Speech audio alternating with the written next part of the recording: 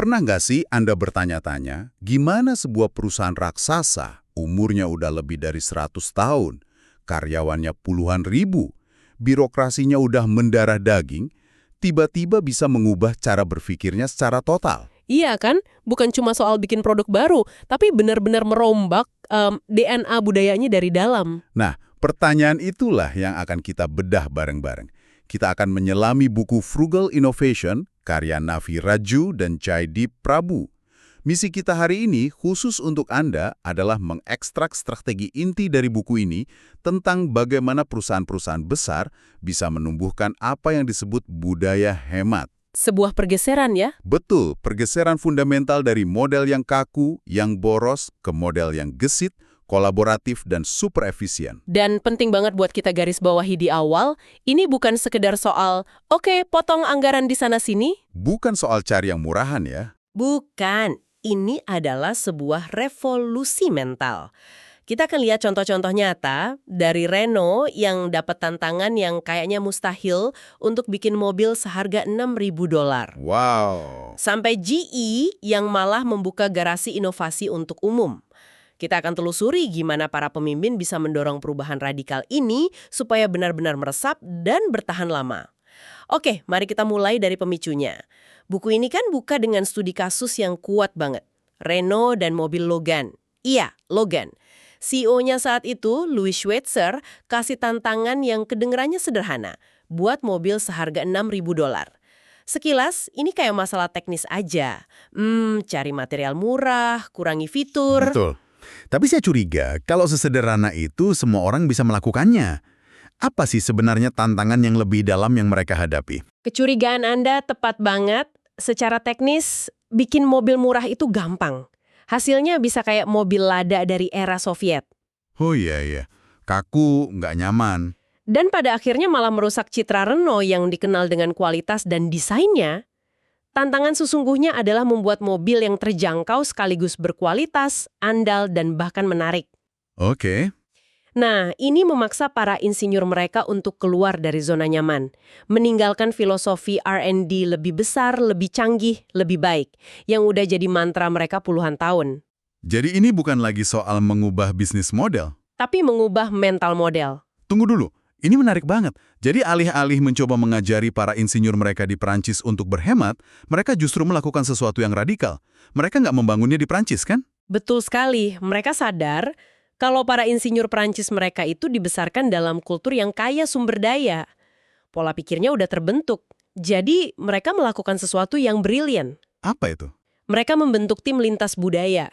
Desainer Prancis yang punya kepekaan desain tinggi, digabungkan dengan insinyur manufaktur Rumania dari Dacia, perusahaan yang baru mereka akuisisi. Oh, dari Dacia. Iya, insinyur Rumania ini kan tumbuh di lingkungan pasca komunisme yang serba terbatas. Bagi mereka, melakukan lebih banyak dengan lebih sedikit itu bukan slogan. Tapi cara hidup. Tepat, itu cara hidup mereka. Wow. Jadi ini bukan sekedar kolaborasi biasa ya, ini seperti transplantasi budaya yang disengaja. Mereka mengakuisisi DNA hemat itu dengan membawa tim dari Rumania. Benar-benar di luar kebiasaan. Betul. Dan kisah Renault ini kayaknya adalah gejala dari sesuatu yang lebih besar. Renault melihat ini datang. Apa sih kekuatan-kekuatan besar yang menurut buku ini mendorong semua perusahaan ke arah ini? Tepat, Renault itu studi kasusnya. Tapi pendorongnya ada 3 dan sifatnya global. Pertama, konsumen yang berubah. Oke. Pasca krisis finansial, muncul konsumen yang permanen sensitif terhadap nilai. Mereka menuntut produk yang lebih baik, lebih murah, dan lebih ramah lingkungan. Sifat ini nggak hilang meskipun ekonomi membaik. Jadi bukan tren sesaat. Bukan. Kedua, kelangkaan sumber daya alam. Era bahan baku yang murah dan melimpah itu udah selesai. Perusahaan nggak bisa lagi boros. Dan yang ketiga, ini nih yang paling mengganggu buat perusahaan besar, adalah munculnya pesaing-pesaing baru yang super gesit. Nah, Buku ini menyebutnya Digital Disruptors dan Prosumers. Prosumer ini gabungan produsen dan konsumen. Menarik banget. iya kan? Orang-orang biasa yang sekarang punya akses ke printer 3D, platform open source. Dan bisa merancang produk di garasi mereka yang kadang-kadang lebih baik dari apa yang dibikin perusahaan multinasional. Dan itulah intinya. Pergeseran ini bukan tren, ini adalah realitas baru yang permanen. Perusahaan yang nggak bisa beradaptasi dengan dunia di mana konsumen menuntut nilai lebih, sumber daya terbatas, dan kompetisi bisa datang dari mana saja. Pada akhirnya akan tertinggal. Pasti. Oke, jadi ancamannya nyata. Konsumen berubah, sumber daya menipis, dan kompetitor bisa datang dari garasi sebelah. Ini memaksa perusahaan untuk melihat ke dalam diri mereka sendiri. Betul. Kalau mesin inovasi yang mereka punya selama ini dibuat untuk dunia yang udah nggak ada lagi, lalu seperti apa mesin yang baru itu? Nah, di buku ini kelihatan banget bedanya cara R&D zaman dulu sama yang sekarang. Model lama itu kan lab-lab raksasa yang tertutup, kayak Bell Labs atau Xerox PARC. Isinya ilmuwan hebat semua. Ribuan mencoba bikin penemuan besar, terus dilempar ke pasar. Masalahnya, cara ini mahal banget, lambat dan seringkali Nggak nyambung. nggak nyambung sama apa yang sebenarnya dibutuhkan pelanggan. Produknya mungkin canggih secara teknis tapi nggak relevan. Buku ini memberikan contoh yang menurut saya cukup ekstrim untuk model baru ini. W.L. Gore and Associates, perusahaan di balik Gore-Tex. Oh, W.L. Gore, ya. Mereka punya cara kerja yang sangat tidak konvensional. Salah satunya adalah organisasi KISI atau Lattice Organization. Ini maksudnya apa sih? Artinya, nggak ada hierarki formal, nggak ada bagan organisasi yang kaku, nggak ada jabatan manajer yang baku. Lalu bagaimana cara kerjanya? Karyawan didorong untuk komunikasi dan kerjasama dengan siapa saja di perusahaan untuk memajukan sebuah ide. Pemimpin itu muncul secara alami karena keahliannya, karena kemampuannya menggalang dukungan, bukan karena ditunjuk dari atas. Ini membongkar silo-silo departemen secara total. Selain itu, ada satu lagi ide mereka yang unik. Pabrik seukuran manusia atau human-sized factory. Iya, ini menarik banget. Bill Gore, sang pendiri, dia memperhatikan sesuatu yang sederhana tapi mendalam. Apa itu? Ketika sebuah pabrik atau kantor tumbuh lebih dari 150 orang, sesuatu yang magis itu hilang, orang-orang berhenti saling kenal, kolaborasi spontan berkurang, dan birokrasi mulai muncul. Oh, jadi dia bikin aturan. Setiap unit bisnis nggak boleh lebih dari 150 orang. Kalau lebih, mereka akan bangun pabrik baru di sebelahnya. Angka 150 orang itu menarik.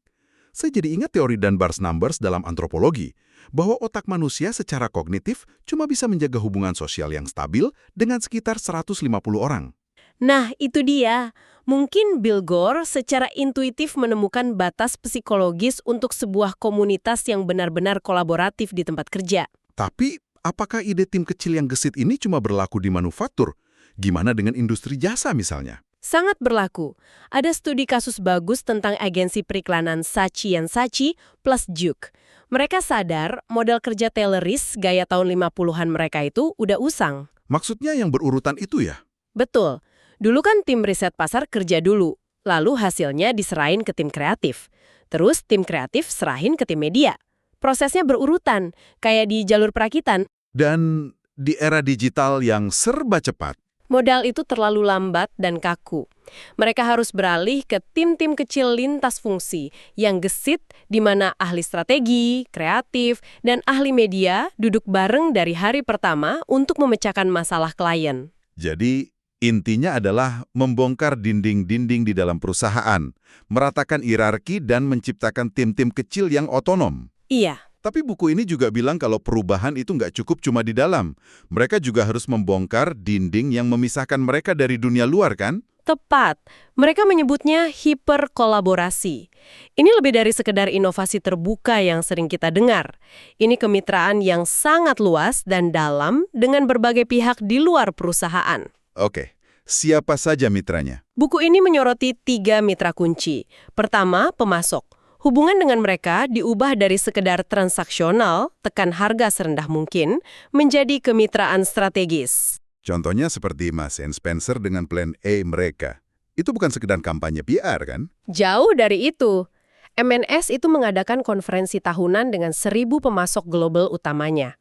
Tujuannya bukan buat negosiasi harga, Lalu untuk apa? untuk berkolaborasi mencari cara mengimplementasikan rencana keberlanjutan mereka. Mereka sadar 90% jejak karbon mereka itu ada di rantai pasok. Mereka nggak mungkin capai tujuan ambisius itu sendirian. Jadi, pemasok bukan lagi vendor, tapi mitra inovasi. Mitra kedua adalah para wirausahawan, dan para pengotak-atik atau thinkers. Di sini contoh GE Garage sangat kuat. Mereka nggak cuma buka diri, mereka secara aktif bangun tempat bermain bareng. Benar.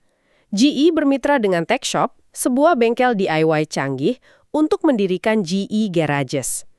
Ini ruang kerja yang terbuka untuk karyawan GE dan juga publik. Tujuannya apa? Tujuannya untuk menghidupkan kembali budaya mengotak-atik, bikin prototipe dengan cepat, dan menyerap ide-ide dari luar. Para insinyur GE bisa keluar dari kubikel mereka dan berinteraksi dengan para penemu, seniman, dan wirausahawan. Ini cara untuk menyuntikkan kembali semangat startup ke dalam sebuah raksasa industri. Dan mitra ketiga ini yang paling mengejutkan, pesaing. Buku ini menyebutnya co-opetition. Tunggu dulu, kerjasama dengan pesaing. Iya. Ini kedengarannya bagus di atas kertas, tapi bukannya ini sangat berisiko. Gimana perusahaan bisa memastikan mereka nggak membocorkan rahasia dagang atau malah memperkuat kompetitor mereka sendiri? Di mana batasannya? Pertanyaan yang sangat valid. Dan ini keraguan yang dimiliki banyak orang. Kuncinya adalah bekerja sama pada tantangan pra-kompetitif yang terlalu besar untuk dipecahkan sendiri-sendiri. Maksudnya? Ini bukan tentang berbagi desain produk rahasia. Ini tentang misalnya 8 produsen mobil besar di Jepang yang kerjasama untuk mengembangkan standar mesin diesel ramah lingkungan. Atau perusahaan farmasi rival yang kolaborasi dalam penelitian dasar penyakit Alzheimer. Oke. Jadi tujuannya untuk membesarkan kue industri secara keseluruhan. Tepat. Baru setelah itu mereka bersaing untuk memperebutkan potongan kue masing-masing. Saya mengerti. Jadi ini tentang menyelesaikan masalah fundamental bersama-sama, dan ada satu hasil nyata dari perubahan budaya ini yang menonjol dari buku, yaitu kisah Ford dan Tech Shop. Nah, ini contoh bagus. Para insinyur R&D Ford, yang biasanya cuma kerja di depan komputer simulasi, didorong untuk kembali bikin sesuatu dengan tangan mereka di workshop Tech Shop. Dan hasilnya luar biasa kan? Luar biasa. Jumlah ide yang bisa dipatenkan meningkat lebih dari 100% tanpa menaikkan anggaran R&D secara signifikan. Ini bukti nyata. Bukti nyata bahwa mengubah budaya, dalam hal ini, dari simulasi digital kembali ke prototipe fisik, bisa memberikan hasil finansial yang konkret. Betul. Dengan membuka diri, perusahaan dapat akses ke ide segar, mempercepat inovasi, dan membagi resiko. Ini adalah cara yang sangat hemat untuk tetap di depan. Oke, ini semua kedengarannya hebat. Tim yang gesit, kolaborasi terbuka. Tapi kita tahu, ini adalah perubahan yang masif dan sulit. Sangat sulit. Gimana seorang pemimpin bisa mendorong perubahan sebesar ini tanpa organisasinya jadi kacau balau? Bagaimana cara membuatnya benar-benar melekat? Ini kan inti dari menumbuhkan budaya, bukan memaksakannya. Betul, ini bagian tersulitnya. Buku ini menyajikan beberapa strategi kepemimpinan yang krusial. Yang pertama adalah menetapkan tujuan yang sangat berani, yang sering disebut BHAGS, Big, Hairy, Audacious Goals. Tujuan yang gila, besar, dan berani. Ya, contoh yang sangat kuat adalah tujuan yang ditetapkan oleh CEO Unilever, Paul Polman, menggandakan penjualan sambil mengurangi separuh dampak lingkungan pada tahun 2020. Itu bukan sekedar target, itu terdengar seperti sebuah manifesto. Tujuan yang sepertinya mustahil, itu memaksa semua orang di Unilever untuk meninggalkan cara berpikir lama. Tepat sekali. Mereka nggak bisa lagi cuma melakukan perbaikan kecil-kecilan. Mereka harus menemukan cara yang benar-benar baru. Betul. Dan ini membawa kita ke poin kedua, komitmen total dari pucuk pimpinan. Pemimpin harus mempertaruhkan reputasi pribadinya. Contohnya, CEO Marks & Spencer saat meluncurkan Plan E menggunakan slogan yang sangat kuat, karena tidak ada rencana B. Wow, pesannya jelas bagi seluruh organisasi dan juga publik. Ini bukan proyek sampingan, ini adalah masa depan perusahaan dan saya mempertaruhkan segalanya untuk ini. Itu mengirimkan sinyal yang sangat kuat. Tapi kata-kata aja nggak cukup. Komitmen itu harus diikuti dengan tindakan, terutama dalam hal yang paling sensitif, uang dan insentif. Anda akan mendapatkan perilaku yang Anda hargai. Ini hukum dasar manajemen. Buku ini memberi contoh GSK, raksasa farmasi. Oke, apa yang mereka lakukan? Mereka merombak total cara memberikan bonus kepada staf R&D mereka. Dulu, bonus mungkin didasarkan pada jumlah paten yang dihasilkan atau besarnya anggaran riset yang dikelola. Standar ya? Sekarang, bonusnya sangat terkait dengan keberhasilan produk di pasar dan nilai yang diberikannya kepada pasien. Ini perubahan yang fundamental. Ini secara langsung mengarahkan fokus R&D dari sekedar penemuan teknologi menjadi penciptaan solusi yang benar-benar relevan. Benar. Saya bisa bayangkan betapa sulitnya menerapkan ini. Pasti banyak ilmuwan yang menolak idenya diukur dari kesuksesan pasar, bukan dari kehebatan ilmiahnya. Pasti ada resistensi. Itulah mengapa perubahan budaya ini adalah sebuah evolusi, bukan revolusi satu malam. Dan ini terhubung ke poin terakhir yang mungkin paling subtil tapi paling penting. Apa itu? Menanamkan pola pikir pemula atau rookie mindset. Buku ini mengutip perbandingan tajam dari penulis Liz Wiseman. Gimana perbandingannya? Dia bilang, eksekutif berpengalaman seringkali punya pikiran seperti teflon. Pengetahuan dan ide baru sulit menempel karena mereka merasa sudah tahu segalanya. Oke. Sebaliknya, wirausahawan pemula punya pikiran seperti spons. Mereka menyerap segala sesuatu dengan cepat karena mereka tahu bahwa mereka tidak tahu banyak. Tetaplah lapar, tetaplah bodoh, seperti kata Steve Jobs. Ini bukan tentang menjadi tidak tahu apa-apa, tapi tentang memiliki kerendahan hati intelektual. Iya, kesediaan untuk terus-menerus mempertanyakan asumsi dan belajar hal baru dari siapa saja. Baik itu dari insinyur junior, pelanggan, atau bahkan dari pesaing. Tepat. Tanpa pola pikir spons ini, bahkan dengan tujuan yang berani dan insentif yang tepat, organisasi akan selalu cenderung kembali ke cara lama yang nyaman. Perubahan budaya yang sesungguhnya membutuhkan perubahan cara berpikir di setiap individu yang dipimpin dan dicontohkan dari atas. Kita sudah membahas perjalanan yang luar biasa, bagaimana perusahaan bisa menumbuhkan budaya hemat dari dalam dengan merombak strukturnya, dan dari luar melalui hiperkolaborasi, serta bagaimana para pemimpin bisa mengarahkannya. Namun, buku ini juga menyoroti satu pergeseran kekuatan yang mungkin paling fundamental dari semuanya. Pergeseran dari produsen ke prosumer. Dan disinilah kami ingin meninggalkan Anda dengan satu pemikiran untuk direnungkan. Selama ini kita bicara tentang bagaimana perusahaan bisa berinovasi lebih baik untuk Anda, sang pelanggan. Oke. Tapi coba bayangkan sejenak, apa yang terjadi ketika Anda yang kini dipersenjatai dengan platform open source seperti Arduino, akses ke Fab Lab atau tech shop di kota Anda, dan mungkin printer 3D di rumah, bisa merancang dan membangun produk yang lebih baik, lebih personal, dan lebih murah daripada yang bisa dilakukan oleh perusahaan besar. Pertanyaan yang dalam. Mungkin perubahan budaya terbesar ke depan bukanlah tentang bagaimana sebuah perusahaan berinovasi, melainkan tentang apakah perusahaan itu sendiri masih dibutuhkan agar inovasi dapat terjadi.